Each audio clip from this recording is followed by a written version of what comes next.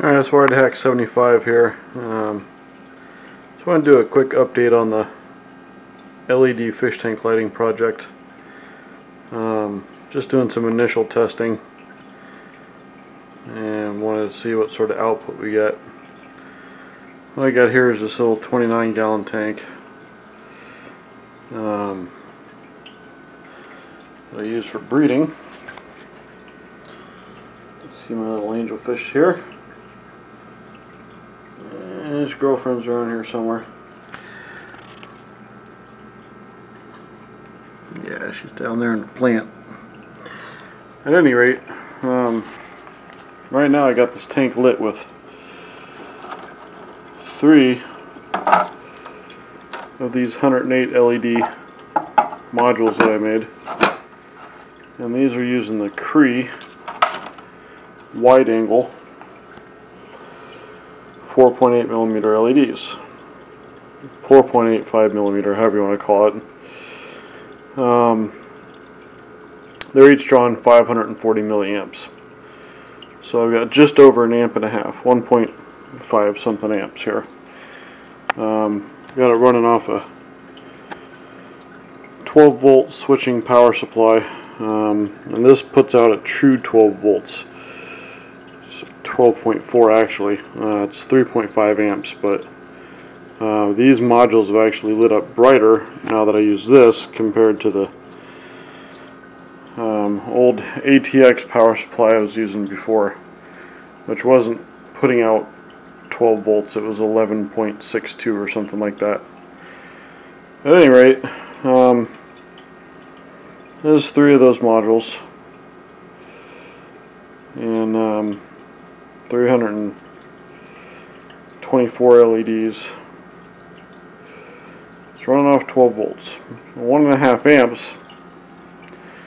is enough to where I can run it off one of these solar cells here.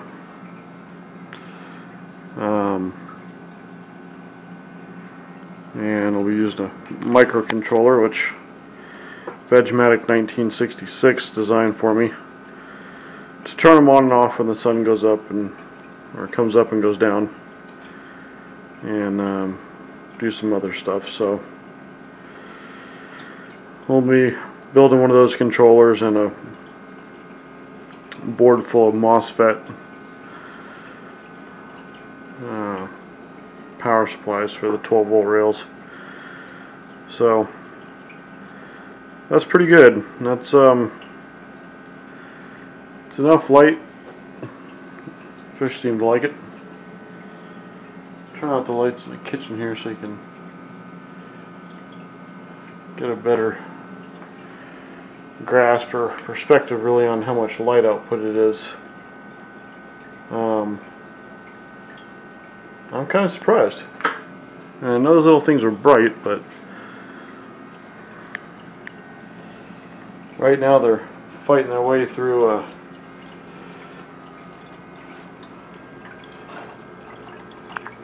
quarter-inch piece of acrylic that's covered in algae, and plus this mat of floating plants up here which the fish need to breed. But I can still see them, and I guess the only real question is, will these lights support the plants?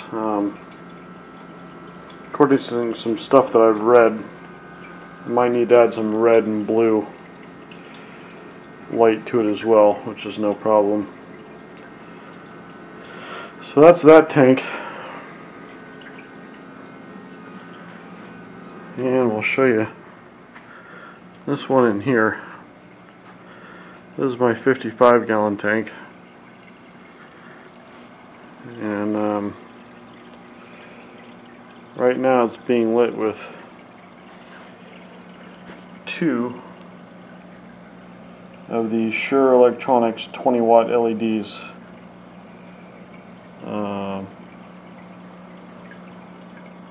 That I got from China. So I don't have to worry about any plants in here.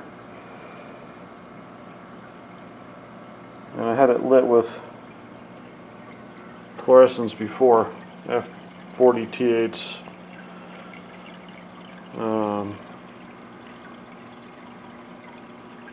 So I've cut power consumption in half. We're down to 40 watts versus 80. And real quick, I just want to show you, I know I've seen this in the other video. This is the 20 watt LED. And now this is the heatsink that it came with.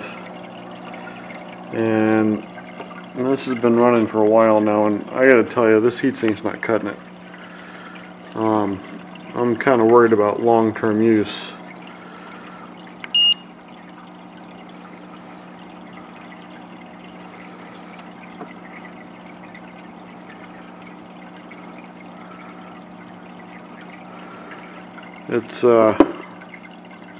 It's too warm to pick up.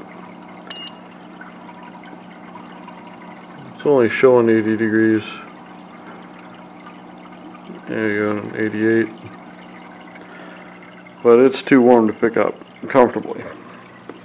I just think it's not sinking enough heat. Now I got this one running on this bigger heatsink. And this thing's not even warm. They've both been running for the same amount of time. They're both running on the same amount of power. This is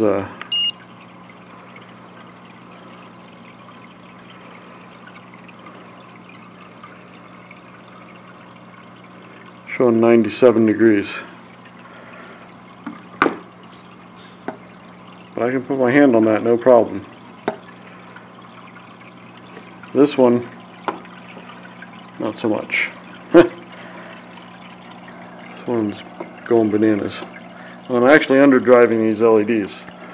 I am using the driver that it came with, but the power supply that I'm using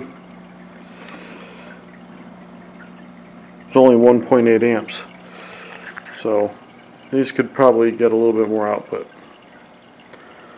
So real quick before I run too long here, I'll turn the lights off and let's just get a good look at that. And you can see that's plenty of light. I wish there was a way to make these run off 12 volts or something less. Still running off a battery. I have to run 2 in series. But I'm happy with the amount of light that puts out, so I'm going to mount this other LED here in the good heatsink. Real quick, I'll just give you a shot of the living room here with just one of these. So you can get an idea how much light it really puts out.